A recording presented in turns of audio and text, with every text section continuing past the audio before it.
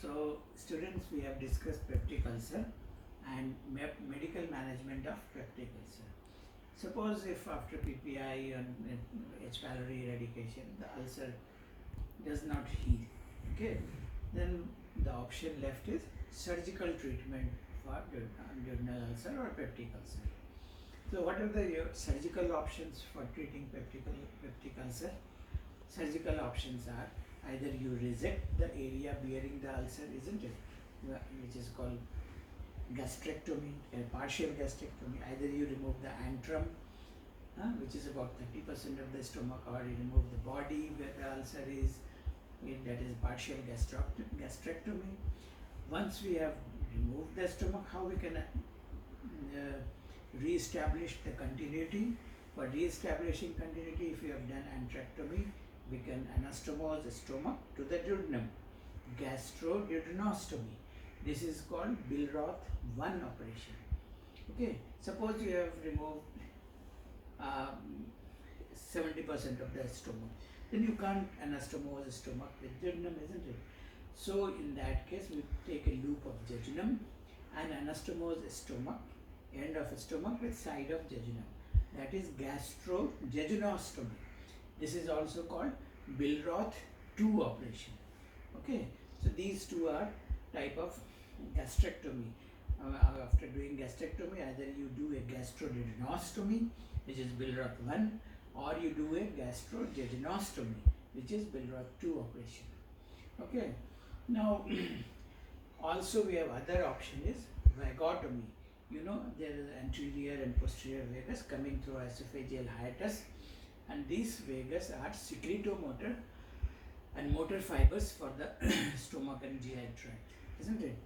These vagus innervate the parietal cells of the stomach, and acetylcholine is released, and through that parietal cells are stimulated to secrete HCl. Parietal cells also secrete intrinsic factors, isn't it? So if you do vagotomy, you will reduce the acid secretion, because they are the ones supplying the parietal cells and leading to acid secretion. So what first we used to do truncal vagotomy, that is, we used to cut the vagal trunk after it has in the abdomen, after it has entered the past the esophageal hiatus, and anterior and posterior trunk of vagus are cut. But the problem is, and this vagus also supplies the GI tract. Anterior vagus gives a branch to gallbladder. So if you cut that, the gallbladder will not contract, and there will be stasis and lead to increased incidence of gallstone. Posterior vagus also gives branches to the GI tract, whole tract, small intestine, and up to the transverse colon, proximal transverse colon. So if you cut the vagus, there will be stasis of the bowel, isn't it? So they will come, and moreover it also supplies the pylorus and antrum. So if you cut it, you have to do a pyloric bypass operation, because then the pylorus will not let the chyme flow. So pyloroplasty means you give a longitudinal incision on the pylorus and stitch it vertically, so that the lumen is increased. Or you can do a bypass like gastrojejunostomy. We anastomose a loop of jejunum to the stomach, most dependent part of the stomach. So if truncal vagotomy is done, then some sort of pyloric bypass is essential, either in the form of pyloroplasty or gastrojejunostomy. So truncal vagotomy is not practiced these days.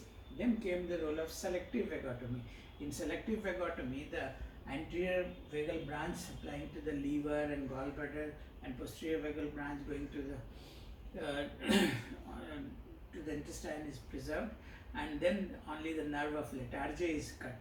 But this is not done these days. These days, the procedure which is recommended is highly selective vagotomy. In this, we preserve all the branches of anterior and posterior vagus, only individual branches going to the parietal cell, or the nerve of Latarjet supplying the parietal cells is disconnected on the lesser curvature. Okay. So highly selective is basically parietal cell vagotomy. All the branches are preserved and only the nerve of Leydig branches supplying the parietal cells are cut off. In this way, you don't need to bypass the pylorus. Pyloroplasty is not needed, gastrojejunectomy is not needed, and also most of the complications of vagotomy is avoided. So this is the surgical treatment of peptic ulcer. Now,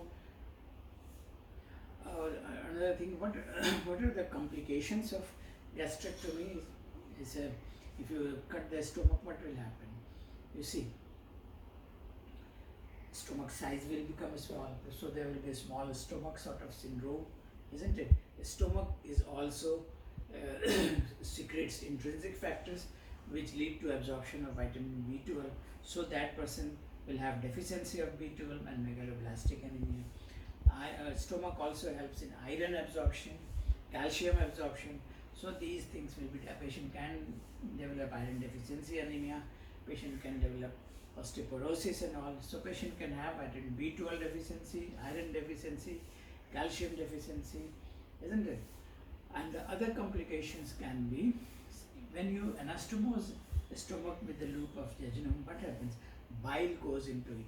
Bile reflux gastritis can occur, isn't it? And these bile reflux gastritis can lead to intestinal metaplasia, gastric metaplasia, dysplasia, and in long term even carcinoma stomach has been seen. So these gastric operations increases the risk of gastric carcinoma in the long term, not in short term, but in long term they can increase the incidence of gastric carcinoma. Bile reflux gastritis can occur. Another complication is dumping syndrome. Dumping syndrome can be early dumping, can be late dumping. In early dumping, what happens? Half an hour after patient has eaten food, that food goes in the small bowel, which has got high osmolarity, and that takes fluid from the blood vessels, and patient develops sort of a dizziness, faintness, sweating, palpitation. That kind of symptoms occur, especially after carbohydrate-rich food. In late dumping, after 2 to 3 hours it occurs, and in the patient develops also the symptoms of a fainting attack, palpitation, tremor, and things like that. Okay, so we ask the patient not to take high carbohydrate, low drug, diet after gastrectomy.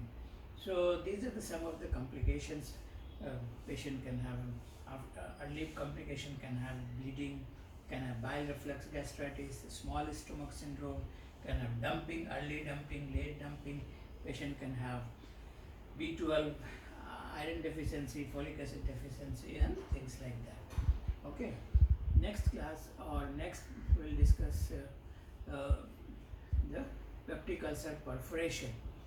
Okay, so suppose a peptic ulcer perforation, what happens? These ulcers situated mostly anteriorly, they can perforate, and usually patient may have taken NSAID, alcohol, or things like that, and these ulcers can perforate. Once they perforate, patient bile and stomach content comes into the peritoneal cavity, so immediately there will be a sort of chemical peritonitis. Chemical peritonitis is there, and after a few hours this chemical peritonitis changes into bacterial peritonitis, and patient can go into shock. Usually these patients have got tense, tender abdomen. When you examine, there will be guarding, rigidity, signs of peritonism will be present, bowel sounds will be absent, patient may be dehydrated and in shock, and patients are usually in severe pain. Okay, so and how do you diagnose this? Usually we take an erect X-ray, erect chest X-ray first, or you can do a CT scan. In erect chest X-ray you will see free gas under the diaphragm, especially free gas under the right cupula of diaphragm will be there, because on the left side some fundal gas in the stomach can confuse you, but on the right side there is no such gas normally present. If there is free gas under the diaphragm, you can see a black shadow just below the diaphragm, and you know it is a viscous perforation, most likely peptic ulcer perforation. You can do a CECT. You should also do serum amylase and lipase to exclude severe acute pancreatitis. Then what is the treatment for this? The treatment for perforated peptic ulcer is surgical treatment.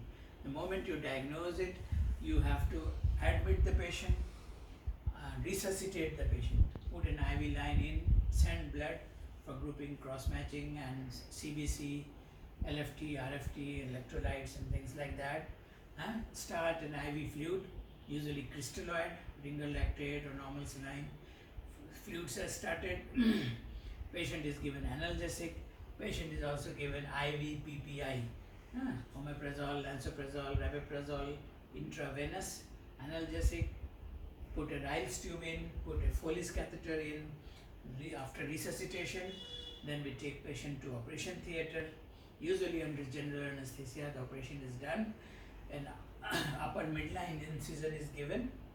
The whole secretion which is there in peritoneal cavity is sucked out. We suck out every secretion which is there and do a washout with normal saline and all. Then look for the perforation. When the perforation is present, we usually take 20 micral sutures and take 3 stitches through and through, full thickness on the anterior wall from one side of perforation to another, and 3 sutures are taken. Then we put an omentum over it and then we tie the sutures. Okay, this is called Graham patch closure of the peptic ulcer, perforated peptic ulcer. Is the omentum which you have put there acts as a patch. This is Graham patch closure of the perforated peptic ulcer, and you do a thorough lavage, then close the abdomen, give patient antibiotic for 5 days to 7 days. Fluid once the patient passes flatus, bowel sound return, you can start orally. Okay, so this is how we treat peptic ulcer. After doing this, then we put patient on PPI for a long term and H. pylori eradication. Okay, so that's it. Next class we will discuss bleeding peptic ulcer and rest of the. Then we will switch over to carcinoma stomach.